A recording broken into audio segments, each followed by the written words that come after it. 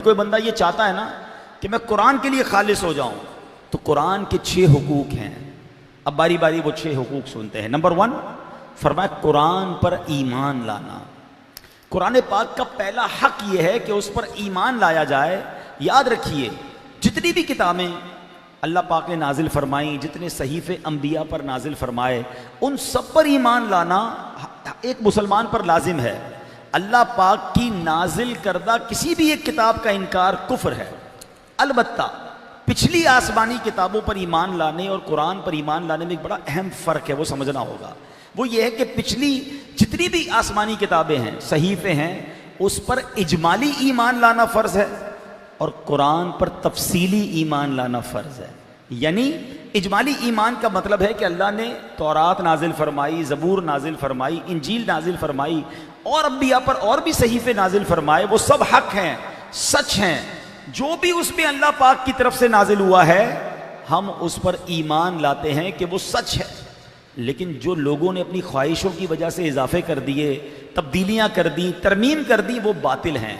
جبکہ قرآن کریم پر تفصیلی ایمان لانا لازم ہے کہ الحمد سے لے کر والناس تک قرآن کریم کا ایک ایک جملہ، ایک ایک لفظ، ایک ایک حرف حق ہے، اللہ پاک کی طرف سے نازل کردہ ہے. اس میں ایک حرف کی بھی کمی بیشی ممکن نہیں. جو قرآن پاک کے ایک لفظ کا بھی انکار کرے وہ کافر ہے اور دائرہ اسلام سے خارج ہے. یہ یاد رکھیے گا. ایمان قرآن پر تفصیلی ایمان لانا فرض ہے، ایک ایک لفظ پر ایمان لانا کہ یہ اللہ کا کلام ہے، اس میں کوئی تبدیلی ممکن نہیں. باقی آسمانی کتابیں بالکل ہم اس پر ایمان لاتے ہیں، مگر اگر لوگوں نے بدل دیا ہمارا اس پر ایمان نہیں. جو اللہ نے نازل کیا ہمارا اس پر ایمان. ٹھیک ہے. اچھا، اب قرآن کریم پر ایمان لانے میں ایک اور چیز بھی شامل ہے، وہ ہے قرآن کو کتاب ہدایت ماننا. یعنی ہمارے لیے جو ڈائریکشن ہے، ہدایت کہاں سے ملے گی، انسٹرکشنز کہاں سے ملیں گی؟ قرآن سے ملیں گی. مگر ہو کیا رہا ہے؟ قرآن پر ایمان لائے ہیں اور اپنی زندگی گزارنے کے اصول غیر مسلموں سے سیکھنے ہیں. قرآن پر ایمان لائے ہیں، کاروبار کے مسائل، کاروبار کے اصول غیر مسلموں سے سیکھنے ہیں. یعنی زندگی کے سارے معاملات سیکھنے غیروں سے ہیں اور قرآن کو راہ ہدایت مان رہے ہیں. یہ کیسی بات ہوئی؟ یہ تو ایسے ہو گیا کہ کوئی شخص جو ہے کہ اس کی تجوری میں سونے، جواہرات اور ہیرے بھرے ہوئے ہوں اور دوسروں کے پاس جا کر وہ مدد مانگ رہا ہو کہ مجھے تھوڑا پیسے دے دو اللہ کے نام پر، تو لوگ کہیں گے تمہاری تجوری میں ہیرے جواہرات بھرے ہیں، تم دوسروں سے بھیک مانگ رہے ہو. ہمارا حال یہی ہے کہ ہم اپنے بچوں کو بڑے بڑے فلسفے سکھاتے ہیں، قرآن نہیں پڑھاتے، قرآن نہیں سمجھاتے. تو قرآن پر ایمان لانے کا مطلب یہ ہے کہ قرآن کو امام مانا جائے، قرآن کو راہ ہدایت مانا جائے. نبی پاک علیہ السلام کے عظیم صحابی حضرت عبداللہ ابن مسعود فرماتے ہیں ان القرآن شافع و مشفع، قرآن کریم شفاعت کرنے والا ہے اور اس کی شفاعت قبول کی جائے گی. فمن جعلہ امامہ قعدہ الی الجنہ، جو قرآن کو اپنا امام بنا لے قرآن اسے جنت میں لے جائے گا. ومن جعلہ خلفہ ساقہ الی النار، جو قرآن کریم کو پس پشت ڈال دے قرآن کریم اسے جہنم میں دھکیل دے گا. اب غور کرنے، ہماری زندگی میں قرآن ہمارا امام ہے، قرآن ہمارا لیڈر ہے، قرآن سے ہم رہنمائی لیتے ہیں. بھائی رہنمائی تو جب لیں گے جب قرآن پڑھنا آتا ہوگا یا اس کو ڈیٹیل میں سمجھیں گے، اس کی تفسیر پڑھیں گے. ہم تو بھائی کسی فلاسفر کے پاس پہنچ جاتے ہیں، کسی جناب اور بندے کے پاس پہنچ جاتے ہیں جس کا دین ایمان بھی مضبوط نہ ہو. یار ذرا بتاؤ کاروبار کے کیا اصول ہونے چاہیے، فیملی کے کیا معاملات ہونے چاہیے. آج کل پتہ نہیں کس کس کو لوگ سوشل میڈیا پہ سن رہے ہیں کہ نہیں یار یہ بڑا پڑھا لکھا آدمی ہے اور اس سے جناب بڑے اصول ملیں گے. ہم مسلمان ہیں. قرآن پر ایمان لانے کا مطلب یہ ہے کہ قرآن کتاب ہدایت اسے مانے. قرآن کیا رہنمائی کرتا ہے؟ اللہ کا کلام ہے نا. ہر معاملے میں علماء نے قرآن سے ہمیں مسائل نکال کر دیے، قرآن سے زندگی گزارنے کا طریقہ بتایا، لیکن ہم قرآن کی طرف رجوع نہیں لاتے. اب آتے ہیں قرآن کا دوسرا حق، اور وہ حق ہے قرآن کریم کی محبت و تعظیم. اب قرآن کا دوسرا حق کیا ہے کہ اس سے محبت کرنا، دل سے تعظیم کرنا. اور یاد رکھیے قرآن مجید سے محبت کرنا یہ سنت مصطفیٰ ہے. ہمارے پیارے آقا علیہ الصلوۃ والسلام قرآن مجید سے بہت محبت فرماتے تھے. ایک روز نبی پاک علیہ الصلوۃ والسلام اپنے گھر تشریف لائے. کسی نے بتایا کہ کوئی شخص بہت خوبصورت آواز میں تلاوت قرآن کر رہا ہے. نبی پاک اٹھے, باہر تشریف لے گئے اور اس کی تلاوت سنتے رہے. پھر واپس تشریف لا کر میرے آقا فرماتے ہیں یہ ابو حذیفہ کا غلام سالم ہے, تمام تعریفیں اللہ پاک کے لیے جس نے میری امت میں ایسے شخص کو پیدا فرمایا. میرے آقا اس قاری قرآن کی تلاوت تعریف فرما رہے ہیں. قرآن کس پر نازل ہوا؟ نبی پاک پر. مگر جب حضور کو کسی نے بتایا حضور بڑا پیارا قرآن پڑھنے والا کوئی گھر کے باہر قرآن پڑھ رہا ہے, میرے آقا گھر سے باہر تشریف لائے, اس کی تلاوت سنتے رہے اور اللہ کا شکر ادا کیا کہ اے اللہ تیرا شکر کہ تو نے ایسا بندہ میری امت میں پیدا فرما دیا. یہ کیا ہے؟ قرآن سے محبت. ہم بتائیں کتنی تلاوت کرتے ہیں, کتنی تلاوت سنتے ہیں. اچھا ہم پتہ کیا سمجھتے قرآن سے محبت یہ کہ چوما آنکھوں سے لگایا, سر پہ لگایا, اچھے سے جزدان میں لپیٹا رکھ دیا. قرآن سے محبت یہ کہ قرآن پڑھیں, قرآن کانوں میں آئے تو مزہ آ جائے کہ سبحان اللہ, اللہ کی باتیں ہو رہی ہیں, کلام اللہ ہو رہا ہے. اور نبی پاک تو قرآن سے اتنی محبت فرماتے. ایک بار نبی پاک نے رات کے وقت حضرت ابوبکر صدیق, حضرت عمر فاروق کو لیا اور حضرت عبداللہ ابن مسعود رضی اللہ تعالیٰ کے پاس تشریف لائے. حضرت عبداللہ ابن مسعود اس وقت تلاوت قرآن کر رہے تھے. تو نبی پاک علیہ السلام دیر تک کھڑے رہے اور ان کی تلاوت سنتے رہے. پھر فرمایا جو شخص ایسے قرآن کریم کو پڑھنا چاہے جیسے نازل ہوا ہے تو وہ ابن ام عبد کی طرح قرات کرے, یعنی حضرت عبداللہ ابن مسعود جن کی کنیت ابن ام عبد تھی ان جیسی تلاوت کرے. سبحان اللہ. پھر نبی پاک علیہ السلام نے حضرت عبداللہ ابن مسعود سے کہا کہ عبداللہ کچھ اور قرآن سناؤ. کہتے حضور میں آپ کے سامنے کیسے قرآن پڑھوں, قرآن تو آپ پر نازل ہوا ہے. میرے آقا فرماتے عبداللہ تم پڑھو. سبحان اللہ. حضرت عبداللہ ابن مسعود نے سورہ نساء کی تلاوت کی. نبی پاک قرآن سنتے رہے اور آپ کی آنکھوں سے آنسو بہتے رہے. یہ کیسی محبت ہے قرآن سے. پتہ ہے صحابہ کرام جب آپس میں ملتے تھے نا تو آپس میں کہتے چلو کچھ قرآن سنائیے. کوئی قرآن سناتا, باقی سب مل کے سنتے. یعنی ان کی محفلوں میں قرآن کی تلاوت ہوتی تھی. ہم بیٹھتے ہیں اور سناؤ کیا نئی تازی ہے, فارغ ہیں تو موبائل نکالا اور اس میں کوئی ویڈیو دیکھنا شروع کر دی. ہماری کس محفل میں قرآن ہے, ہماری کس گفتگو میں قرآن ہے, کیسی قرآن سے محبت ہے. صرف زبان کی نوک تک نہیں. میں آپ کو صحیح بتاؤں, جب بھی زندگی میں کسی کو چیک کرنا ہو نا اس سے اس کو کس سے محبت ہے, آپ دیکھیں ہر تھوڑی دیر بعد وہ کس کی بات کرتا ہے. کسی کو اپنے بچے سے پیار ہوگا نا, آپ کو ہر تھوڑی دیر بعد وہ اپنے بچے کی بات کرے گا. کسی کو اپنے بھائی سے پیار ہوگا وہ اپنے بھائی کی بات کرے گا. کسی کو استاد صاحب کو بڑے پسند ہوں گے وہ اس کی بات کرے گا. کوئی اپنی فیملی کی بات کرے گا. عاشق رسول کے پاس جاؤ گے تو ہر تھوڑی دیر بعد مدینے کی بات کرے گا, نبی پاک کی بات. یعنی جس کا بندہ ذکر زیادہ کرتا ہے سمجھ لو اس کو اس سے محبت ہے. بتانا نہیں پڑتا محبت کس سے ہے, اس کا انداز بتا دیتا ہے. اب اپنے آپ کو چیک کرنا ہے نا کہ قرآن سے کتنی محبت ہے, تو چیک کریں نا پورے دن میں کتنی بار قرآن ہاتھ لگاتے ہیں, کتنی بار قرآن کو دیکھتے ہیں, کتنی بار قرآن کو چومتے ہیں, کتنی بار جناب قرآن پڑھتے ہیں. پڑھنا نہیں آتا تو سنتے ہیں, مہینوں گزر جاتے. کچھ لوگ تو وہ ہیں جو پورا سال گزر جاتا ہے پھر رمضان میں جا کے قرآن کو دیکھتے ہیں. یہ کیسی قرآن سے محبت ہے. حق ہے قرآن کا کہ قرآن سے محبت کی جائے. کاش یہ بات ہمیں سمجھ آ جائے. اب تیسرا حق قرآن پر عمل کرنا. اچھا اب قرآن پاک کا تیسرا حق کیا ہے؟ التأدب بآدابہ وتخلق بأخلاقہ. یعنی قرآن مجید کے بیان کردہ آداب زندگی اپنانا اور جو اپنانا جو بتایا اخلاق قرآن نے اس کو اپنے کردار کا حصہ بنانا. قرآن پر عمل کرنا یہ حق ہے قرآن کا. مگر میرے پیارے اسلامی بھائیوں قرآن پڑھتے تو ہیں مگر عمل نہیں کرتے. حق کیسے ادا ہوگا؟ یاد رکھیے بے شک قرآن کتاب ہدایت ہے. اسے دیکھنا بھی عبادت, اسے چھونا بھی عبادت, اس کی تلاوت کرنا بھی عبادت. مگر اس کے باوجود جب تک اس پر عمل نہ کیا جائے کما حقہ ہدایت نصیب نہیں ہوتی. حدیث پاک میں ہے کتنے قرآن پڑھنے والے ایسے ہیں کہ قرآن ان پر لعنت کرتا. اب قرآن بھی پڑھ رہا ہے اور قرآن ہی اس پر لعنت کر رہا ہے نا, عجیب بات. اب اس کی تفصیل میں علماء نے فرمایا کہ بندہ تلاوت تو کرتا ہے عمل نہیں کرتا. مثال کے طور پر قرآن میں کیا فرمایا رب نے؟ لعنت اللہ علی الکاذبین, جھوٹوں پر خدا کی لعنت. اب یہ شخص اگر جھوٹ بھی بولتا ہے اور قرآن بھی پڑھ رہا ہے تو اس کا مطلب خود ہی اپنے آپ کو لعنت دے رہا ہے نا.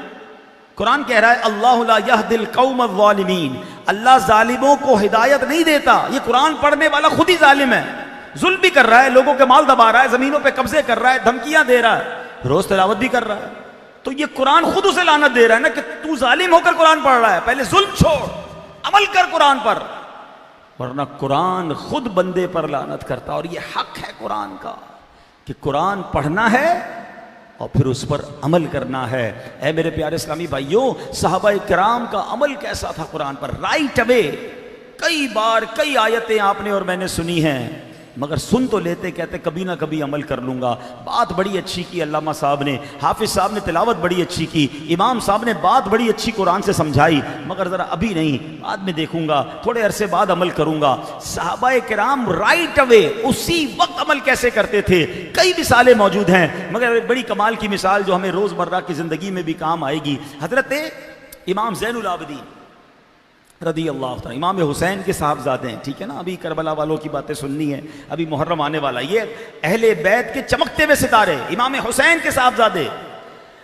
اب اس زمانے میں کنیز لونڈیاں اور غلام ہوتے تھے، خادم ہوتے تھے.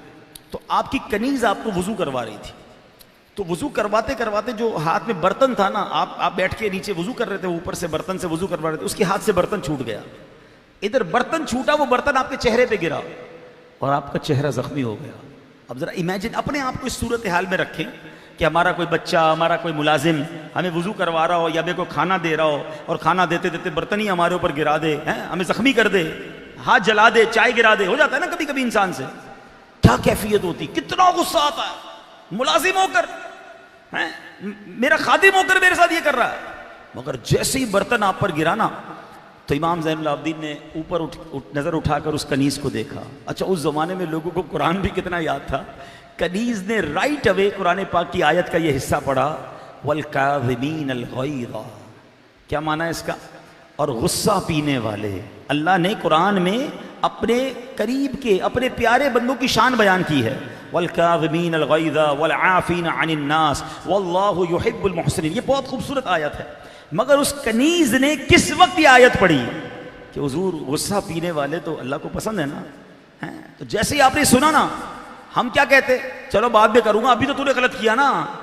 رائٹ اوے آپ نے کیا کیا؟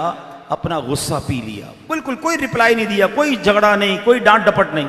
جیسے ہی خادمہ نے دیکھا کہ ایک حصے پر عمل ہو گیا ہے، وہ کنیز آگے پڑھتی ہے، وَالْعَافِينَ عَنِ النَّاسِ، اور لوگوں کو معاف کرنے والے، درگزر کرنے والے. امام زین العابدین فرماتے ہیں جا میں نے تجھے معاف کیا. وہ آگے پڑھتی ہے واللہ یحب المحسنین، اللہ نیک لوگ اللہ کے محبوب ہیں. امام زین العابدین فرماتے ہیں جا میں نے تجھے آزاد کیا. غلطی اس کی، تکلیف آپ کو پہنچی، مگر جب قرآن سنا، اللہ کا حکم سنا، بس آپ نے اپنے سارا غصہ رکھا سائیڈ پہ، صرف معاف نہیں کیا، اس کو آزاد بھی کر دیا. اب بتاؤ نا، ہم بھی تو سنتے ہیں لعنت اللہ علی الکاذبین، کتنی بار سنا ہے؟ کبھی جھوٹ چھوڑا؟ ظلم کرنے والوں کا انجام قرآن میں پڑھا، کبھی ظلم چھوڑا؟ سوچے نا، کئی حدیثیں، کئی آیتیں ہمارے سامنے سے گزرتی ہیں، کچھ کا تو معنی بھی پتا ہے. اچھا لوگوں کو، دوسروں کو سنا رہے ہوتے، پتہ ہے قرآن میں اللہ نے یہ فرمایا، کبھی کسی اور کو سمجھا رہے ہوتے، خود کب سمجھیں گے؟ خود کب عمل کریں گے؟ ایک آیت ایسی ہے جس کے بارے میں علماء نے بڑی تفصیل کے ساتھ بیان کیا کہ اس ایک آیت نے کئیوں کی زندگی بدل دی. جس نے اس آیت کو دل کے کانوں سے سنا، اس نے توبہ کر لی. اور ایک عظیم ہستی جن کو آج دنیا ولایت کی دنیا کا بادشاہ سمجھتی ہے، ولایت کی دنیا کے چمکتے ستارے ہیں، ان کا نام ہے حضرت فضیل بن عیاض رحمۃ اللہ تعالی علیہ. آپ توبہ سے پہلے ڈاکو تھے، اور ایسے خطرناک ڈاکو تھے کہ مائیں اپنے بچوں کو ڈراتی تھیں، سو جاؤ ورنہ فضیل عیاض ڈاکو آ جائے گا. لوگ راستے میں نہیں نکلتے تھے، اتنا خوف تھا. اللہ اکبر. اب کیا ہوا؟ ایک بار آپ ایک قافلے کی طرف بڑھے لوٹنے کے لیے. حضرت فضیل بن عیاض ڈاکوؤں کے قافلے کے ساتھ ایک قافلے کو لوٹنے کے لیے آگے بڑھے. اس قافلے میں ایک بندہ قرآن پاک کی یہی آیت تلاوت کر رہا تھا. یہ اتنی کمال کی آیت ہے، ادھر لگتی ہے جا کے. اگر بندہ صحیح طریقے سے اس کا ترجمہ اور آیت سمجھ لینا. پرابلم یہی تو ہے، ہم قرآن پڑھتے نہیں پھر سمجھتے نہیں. قرآن کی آیت 27واں پارہ ہے، سورہ حدید، اور آیت نمبر ہے 16. اللہ قرآن میں ارشاد فرماتا ہے الم یأن للذین آمنوا ان تخشع قلوبہم لذکر اللہ. اللہ فرماتا ہے کیا ایمان والوں کو ابھی وہ وقت نہیں آیا کہ ان کے دل جھک جائیں اللہ کی یاد کے لیے؟ یعنی ابھی تک اللہ کو یاد کرنے کا ٹائم نہیں آیا, توبہ کرنے کا ٹائم نہیں آیا. قرآن جھنجھوڑ کے کہہ رہا ہے ایمان والوں کیا وقت نہیں آیا؟ حضرت فضیل بن عیاض نے یہ جب آیت سنی نا, آپ کا ایسا حال ہو گیا کہ کسی نے دل پر تیر مار دیا. آپ رونے لگے, زاروں کتار رونے لگے. کہتے مولا اب وقت آ گیا ہے, توبہ کا وقت آ گیا ہے, تیری راہ میں چلنے کا وقت آ گیا ہے, تیری بارگاہ میں سر جھکانے کا وقت آ گیا ہے. اے اللہ یہ گندی زندگی چھوڑنے کا وقت آ گیا ہے. اللہ اکبر. آپ نے توبہ کی. اب توبہ کے تقاضے کیسے پورے کیے؟ جس کا مال لوٹا تھا سب کو مال لوٹایا, سب سے معافی مانگی, اللہ کی بارگاہ میں توبہ کی. اللہ اکبر. علم دین سیکھنے لگ گئے, عبادت و ریاضت میں مصروف ہو گئے. اللہ نے وہ توبہ کیسی قبول فرمائی کہ زمانے کے ڈاکو کو اپنا ولی بنا دیا. یہ اللہ کی شان ہے. توبہ اگر دل سے ہو جائے نا, ہاں یہ بات یاد رکھیے گا. یہ ویسے بڑی کمال کہ اللہ کی رحمت کی شان دیکھو. میں آپ کو دنیاوی اگزامپل کے ذریعے سمجھاتا ہوں. آپ کو اور مجھے کوئی بندہ ستائے, تنگ کرے, بہت تکلیف پہنچائے, ایک بار آ کے معافی مانگ لے. کبھی کبھی تو معاف کرنے کو جی نہیں چاہتا, اور اگر بہت معافی مانگے تو بندہ کہتا چلو یار ٹھیک ہے معافی کرو گے نا, اور کیا کرو گے, اگر کر بھی دو. اللہ صرف معاف نہیں فرماتا, بلکہ اللہ جب کرم کے دروازے کھولتا ہے تو جتنے اس نے گناہ کیے ہوتے ہیں وہ سارے گناہ نیکیوں میں بدل دیتا ہے. یہ دنیا میں کہاں ہوتا ہے یار؟ یہ کیسی معافی ہے؟ سچی توبہ بندے کو ادھر پہنچا دیتی ہے کہ ڈاکو جس نے نہ جانے کتنا مال لوٹا تھا, مگر جب توبہ کی تو اللہ نے ولیوں کا تاجدار بنا دیا. اب ولی بھی کیسے بنے سنیے. ایک بار آپ مینا شریف کے ایک پہاڑ پر موجود تھے. آپ نے فرمایا اگر کوئی ولی اللہ پہاڑ کو حکم دے نا, اے پہاڑ تو لمبا ہو جا, تو پہاڑ فوراً لمبا ہونا شروع ہو جائے گا. آپ مثال کے طور پر یہ بات ساتھیوں کو بتا رہے تھے, مگر ابھی آپ کا جملہ ختم ہوا اور پہاڑ لمبا ہونا شروع ہو گیا. آپ نے فرمایا پہاڑ رک جا, میں نے کہاں کہا تجھے لمبا ہونے کو؟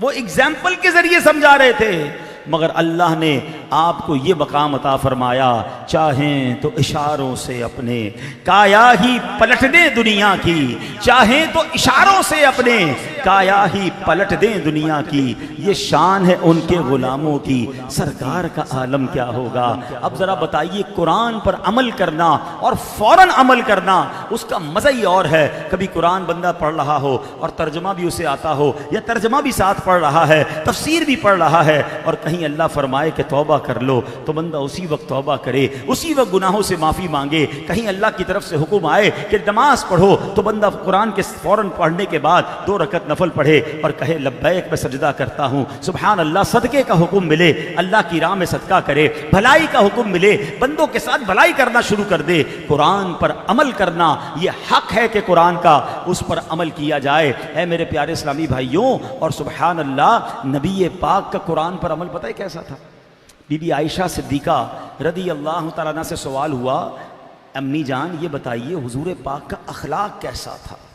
کسی کے بھی اخلاق کو سمجھنے کے لیے نا, اگر آج بھی کوئی بندہ بڑا با اخلاق ہونا اور بڑی پرسنالٹی ہو, آپ کہیں کہ ذرا بتائیے اس کے اخلاق کیسے تھے, تو کم از کم 15-20 جملے تو کہنے پڑیں گے نا, کہ مسکرانے والا ہے, نرم دل ہے, معافی دینے والا ہے, مددگار ہے, حوصلہ بڑھانے والا ہے, سخاوت کرنے والا ہے, نمازی ہے, پرہیزگار ہے, اخلاق بڑے اچھے. کچھ تو کہو گے نا.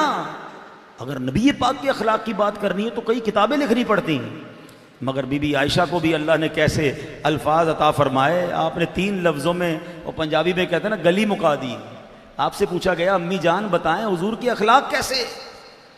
بی بی عائشہ رضی اللہ تعالیٰ فرماتی ہیں کانا خلقہ القرآن, کانا خلقہ القرآن. نبی پاک کے مبارک اخلاق قرآن والے تھے. یعنی قرآن پڑھتے جاؤ, جو قرآن میں لکھا ہے وہی نبی پاک کے اخلاق ہے.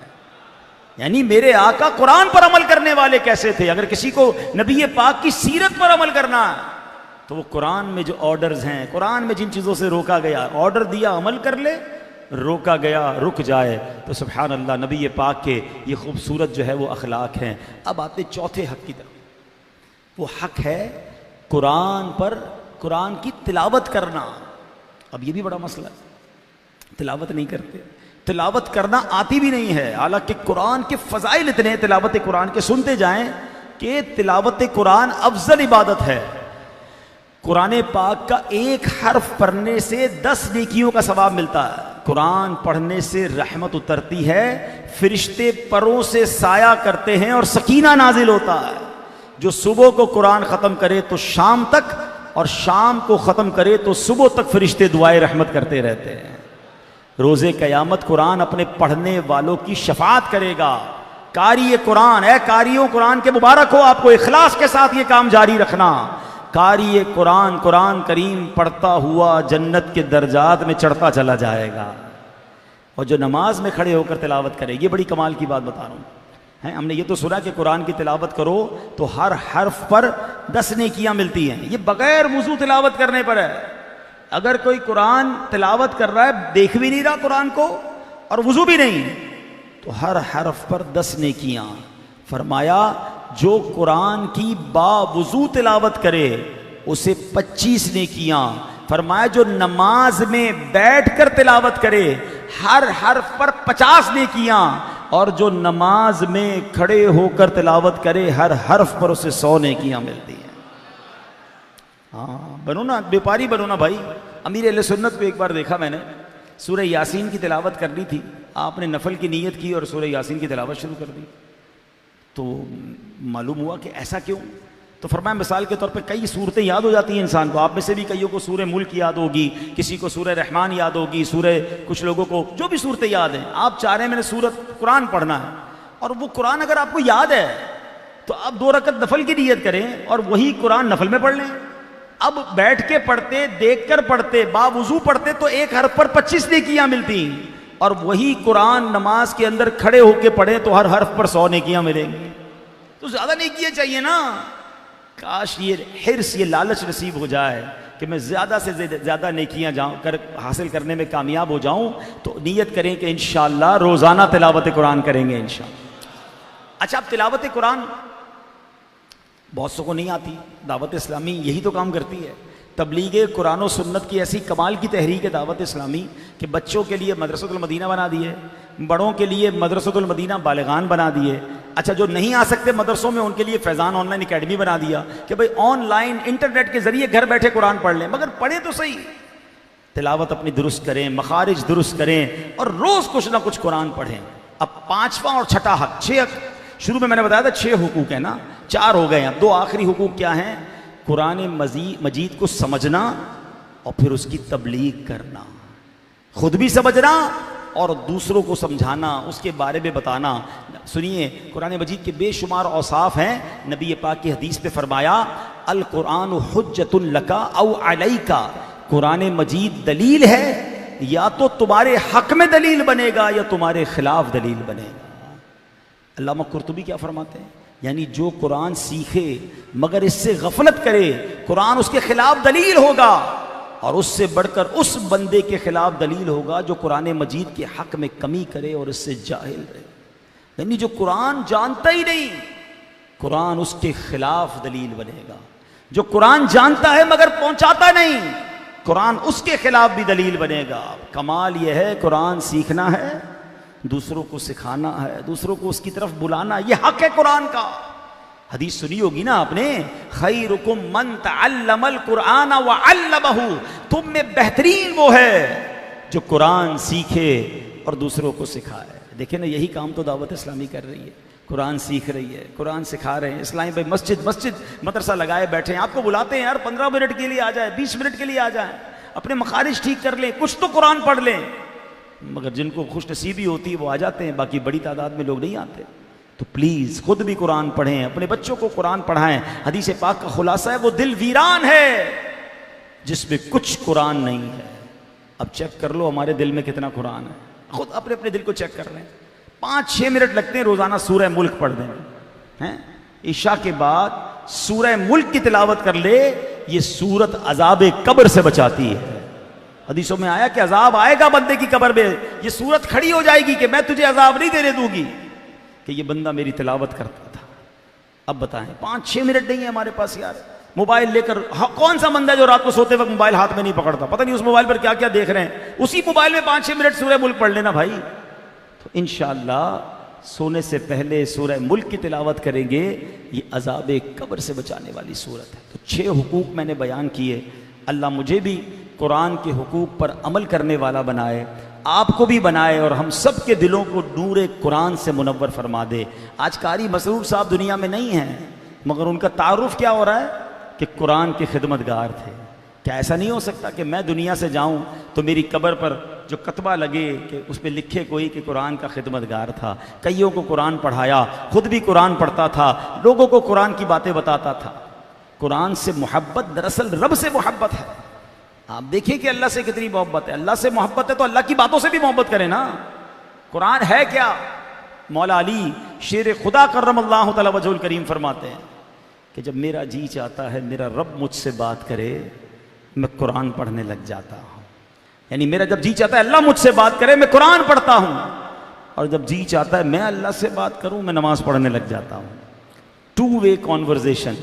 اللہ سے بات کرنا کتنا آسان ہے, دنیا والوں سے بات کرنا مشکل ہے. کسی مشہور آدمی کا نمبر ملتا نہیں, مل جائے تو فون اٹھتا نہیں, اٹھ جائے تو زیادہ لمبی بات نہیں ہوتی.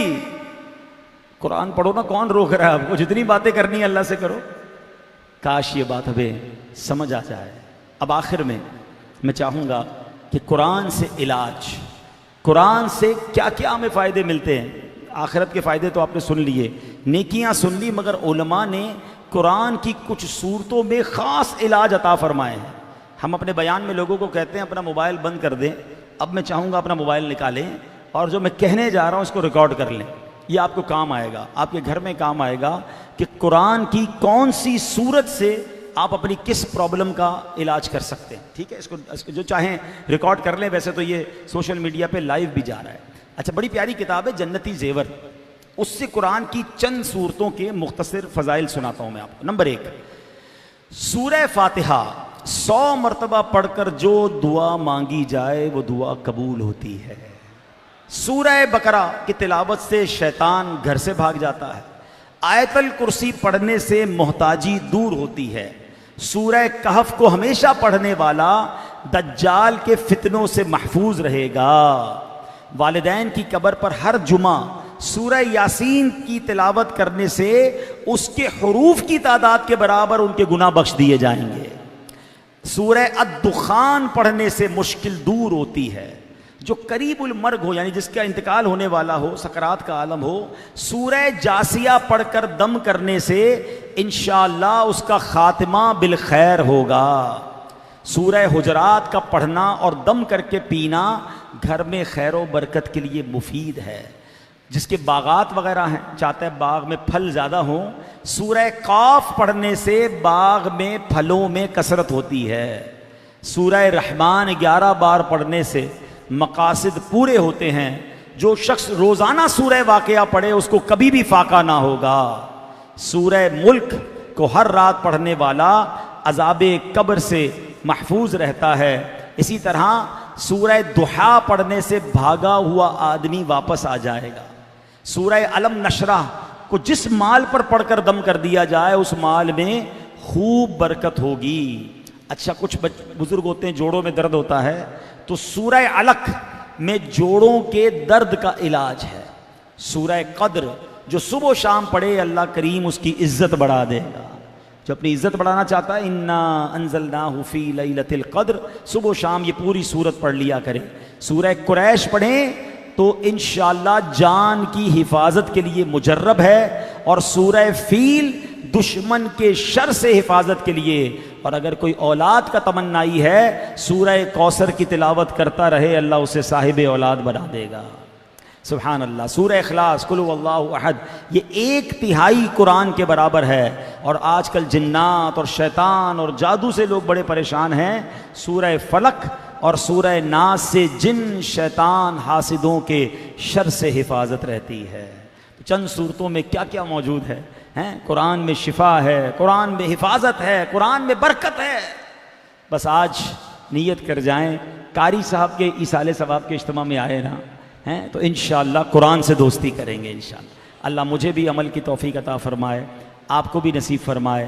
ایسی پیاری باتیں دعوت اسلامی کے پیارے ماحول میں سکھائی جاتی ہیں. اجتماع میں آتے رہیں، قافلوں میں سفر کرتے رہیں. ماشاءاللہ جون جولائی میں پورے پاکستان میں قافلوں کی بہاریں ہیں، تو آپ بھی وقت نکال کر 12 دن 30 دن کے قافلوں میں سفر کریں.